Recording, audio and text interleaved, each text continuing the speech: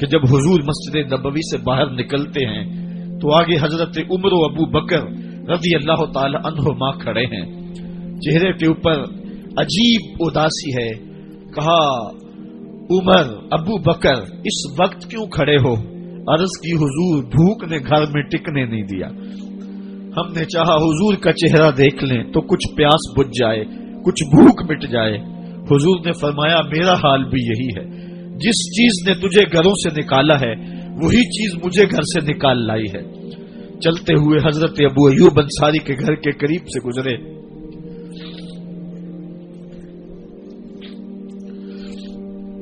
حضور کی خوشبو پا کے وہ باہر آ گئے۔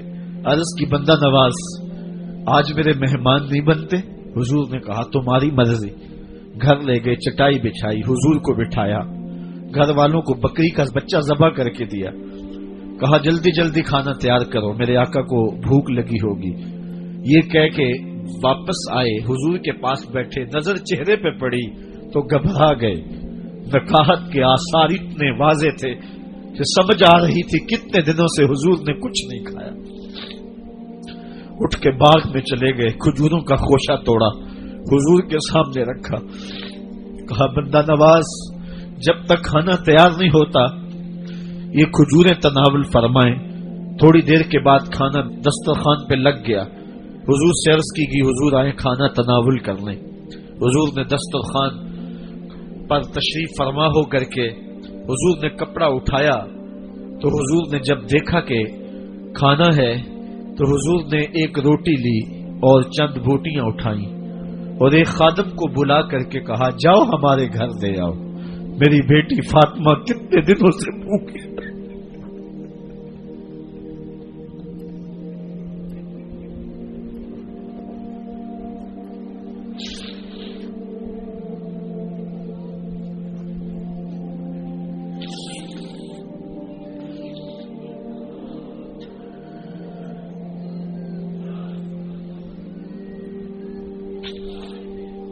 کہا جاؤ ہمارے گھر دے آؤ، میری فاطمہ کتنے دنوں سے بھوکی بیٹھی ہوئی ہے۔ مال کے کونین ہیں گو پاس کچھ رکھتے نہیں، دو جہاں کی نعمتیں ہیں ان کے خالی ہاتھ میں۔ آپ کو پتا ہوگا کہ جب میرے رسول کا انتقال ہوا ہے، حضور کا وصال ہوا ہے، تو حضور کی ایک زرہ ایک یہودی کے گھر میں گروی رکھی ہوئی تھی، حضور نے زرہ رکھ کر کے اس سے قرض لیا ہوا تھا۔ یہ اسلام کی غربت کی کہانی ہے، اور پھر اللہ نے اسلام کو امارت کے رنگ بھی دیے۔ آؤ تمہیں کہانی سناؤں، حضرت عدی بن حاتم روایت کرتے ہیں، صحیح بخاری میں روایت ہے۔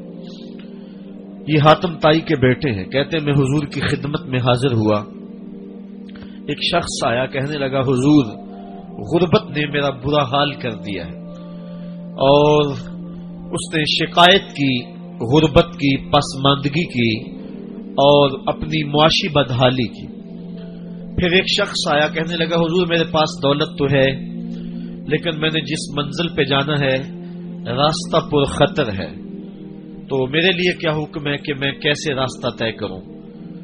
تو یہ دو لوگوں نے یہ باتیں کی تو حضرت عدی کہتے ہیں کہ حضور نے روئے سخن میری جانب موڑا اور میری جانب مخاطب ہو کے کہا عدی تو نے ہیرا دیکھا ہے؟ عدی کہتے ہیں میں نے عرض کی حضور دیکھا نہیں، سنا ہے، ہیرا یہ شہر ہے عراق کا۔ تو حضور نے فرمایا عدی تو نے ہیرا دیکھا ہے؟ میں نے کہا نہیں حضور دیکھا نہیں، اس کا تذکرہ سنا ہے۔ فرمایا عدی اگر اللہ تجھے زندگی کی مہلت دے تو ہیرا سے ایک خاتون چلے گی، تو اپنی آنکھوں سے دیکھے گا اور مکے تک پہنچے گی اور اللہ کے گھر کعبہ کا طواف کرے گی، اور اس کو ہیرا سے لے کر کے مکے تک اللہ کے علاوہ کسی کا ڈر نہیں ہوگا۔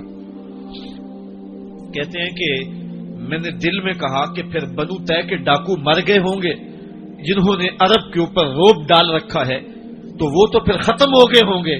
کہتے ہیں میں ابھی سوچ ہی رہا تھا کہ حضور نے مزید میری حیرت میں اضافہ کرتے ہوئے کہا عدی اگر تجھے اللہ نے زندگی کی مہلت دی تو دیکھے گا کہ کسرا کے خزانے تیری جھولی میں ہوں گے۔ تو اس دور کی سپر طاقت تھی۔ میں نے کہا حضور کسرا بن ہرمز हुजूर ने फरमाया हाँ किसरा बिन हुरमज। कहते हैं कि हुजूर ने फिर फरमाया दी अगर तू जिंदगी पाई तो तू वो दिन भी देखेगा कि एक शख्स ज़कात की रकम लेकर के, ज़कात की चांदी लेकर के, ज़कात का सोना लेकर के निकलेगा और उसको कोई ज़कात का मुस्तहिक ही नहीं मिलेगा।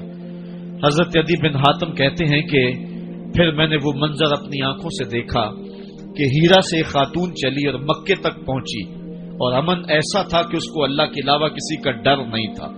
फिर वो लम्हे भी मैंने देखे कि किसरा बिन हुरमज के खजाने मस्जिद नबवी के बाहर पड़े हुए हैं।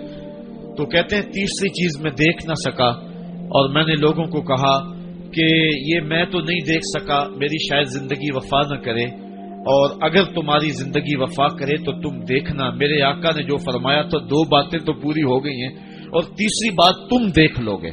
हजरत यहया बिन सईद फरमाते हैं कि हजरत उमर बिन अब्दुल अजीज का जमाना था और उन्होंने मुझे अफ्रीका की जानब ज़कात वसूल करने के लिए भेजा। मैं वहां से ज़कात वसूल की और फिर मैं ज़कात लेने वाले मुस्तहकीन को ढूंढने लगा। तो कहते मुझे कोई मुस्तहिक न मिला। फिर मैं गुलाम पकड़ता और उसके पैसे दे के उसको आजाद करवाता चला जाता। हजरत उमर बिन अब्दुल अजीज का जमाना है कि गवर्नर है इराक का। वो हजरत उमर बिन अब्दुल अजीज को लिखता है कि इतनी रकम है, इसका क्या करना है। तो उमर बिन अब्दुल अजीज कहते हैं रकम लेके यहां ना आना, वहां इराक के लोगों में बांट दो, जो ज़कात के मुस्तहिक हैं उनको तकसीम कर दो। तो गवर्नर लिखता है जो मुस्तहिक है उनको दे दी, अब कोई मुस्तहिक नहीं रहा तो मैं क्या करूं। तो हजरत उमर बिन अब्दुल अजीज कहते हैं जो मकरूज हैं उनका कर्ज उतार दो। तो कहते हैं कि हाँ कर्ज भी मैंने उतार दिया है, रकम फिर भी बच रही है, क्या करूं। तो हजरत उमर बिन अब्दुल अजीज ने फिर लिखा जो शख्स शादी करना चाहते हैं उनका हक मेहर अदा कर दो। मैंने कहा कि वो भी कर दिया है, रकम फिर भी बच गई, अब क्या करूं। तो हजरत उमर बिन अब्दुल अजीज ने मुझे लिखा कि जो गैर मुस्लिम हैं जिन्होंने टैक्स दिया हुआ है, जितना टैक्स दिया है उससे दुगने पैसे उनको कर्जे में दे दो और उनको कहो जाओ इसका कारोबार करो, खेती बाड़ी करो, और साथ में ये भी कह देना कर्ज की फिक्र न करना और ज्यादा इसमें परेशान न होना, जब दे सकोगे दे देना। ये दौर भी फिर इस्लाम ने देखा और ये घड़ियां भी देखी जब चिथड़े पहने हुए थे, जब पैबंद लगे लिबास पहने थे, जब पेट में डालने के लुकमा भी नहीं था। अल्लाह का दीन उस वक्त भी गालिब था और जब गलियों के अंदर रेशम बिखरा हुआ होता था कोई उठाने वाला नहीं था, दीन उस वक्त भी गालिब था। दीन का गालिब होना या ना होना इसका ताल्लुक जो है वो मालो दौलत से नहीं है। इकबाल कहता है कि जवाल बंदाए मोमिन का बेजरी से नहीं, मोमिन का जवाल बेजरी से नहीं है बल्कि इसका सबब कोई और है। वो सबब ढूंढना है कि हम दुनिया में रुस्वा होके क्यों रह गए, हम जमाने के सामने तमाशा क्यों बन के रह गए। आज नबी की उम्मत पूरी कायनात में रुस्वा होके क्यों रह गई। आज हमारा तमाशा देखा जा रहा है, आज भूखे कुत्तों को हमारी बेशुर बहनों के ऊपर छोड़ा जा रहा है और उसका तमाशा देखा जा रहा है। क्या हमने ये दिन भी देखने थे। हमने सुराग लगाना है।